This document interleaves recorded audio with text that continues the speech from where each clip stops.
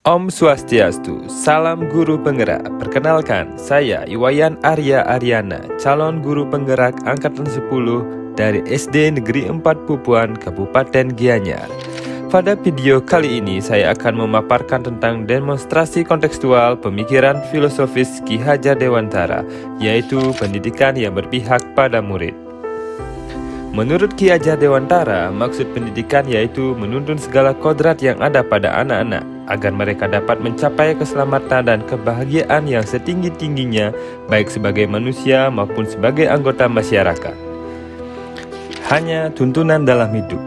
Hal itulah yang disampaikan oleh Ki Hajar Dewantara, bahwa hidup tumbuhnya anak itu terletak di luar kecakapan atau kehendak kita kaum pendidik. Anak-anak itu sebagai makhluk, manusia, dan benda hidup, sehingga mereka hidup dan tumbuh menurut kodratnya sendiri. Seorang petani dalam hakikatnya sama kewajibannya dengan seorang pendidik.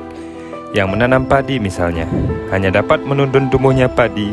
Ia dapat memperbaiki kondisi tanah, memelihara tanaman padi, memberi pupuk dan air, membasmi ulat-ulat atau jamur-jamur yang mengganggu hidup tanaman padi, dan lain sebagainya. Pertanyaan besar muncul, perlukah tuntunan pendidikan itu? Misalnya, kalau sebutir jagung yang baik, dasarnya jatuh pada tanah yang baik, banyak air dan mendapatkan sinar matahari yang cukup, maka pemeliharaan dari bapak tani tentu akan menambah baiknya keadaan tanaman. Kalau tidak ada pemeliharaan sedangkan keadaan tanahnya tidak baik, atau tempat jatuh biji jagung itu tidak mendapat sinar matahari atau kekurangan air, maka biji jagung itu walaupun dasarnya baik, tidak akan dapat tumbuh baik karena pengaruh keadaan. Sebaliknya, kalau sebutir jagung tidak baik dasarnya, akan tetapi ditanam dengan pemeliharaan yang sebaik-baiknya oleh bapak tani, maka biji itu akan dapat tumbuh lebih baik daripada biji lainnya yang juga tidak baik dasarnya. Konsep ini merujuk pada dasar jiwa anak dan kekuasaan pendidikan.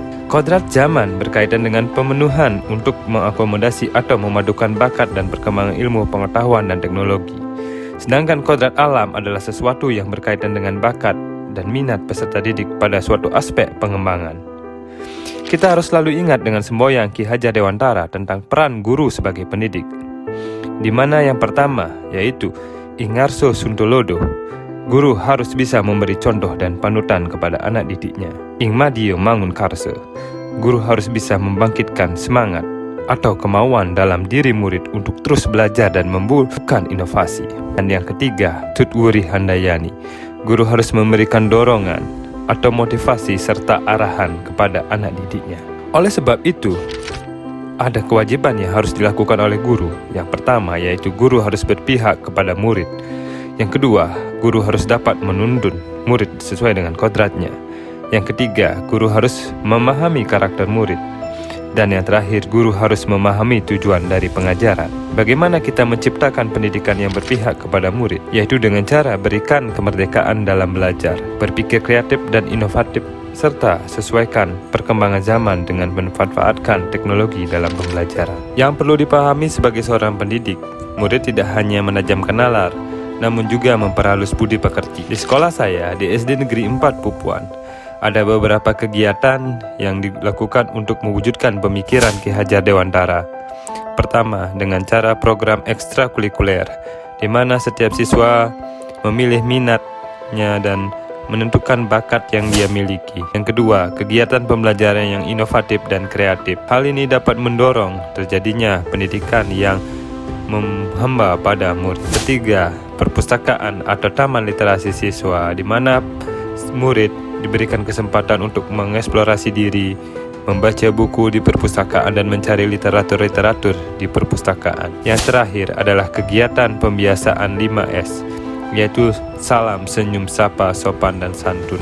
Kegiatan ini menumbuhkan budi pekerti luhur kepada setiap murid. Namun, banyak tantangan yang harus dihadapi. Masih rendahnya minat dan motivasi murid dalam mengikuti program yang telah diselenggarakan oleh sekolah, serta kemampuan guru yang masih belum menyeluruh memahami pemikiran Ki Hajar Dewantara. Namun, ada beberapa strategi untuk menghadapi tantangan tersebut.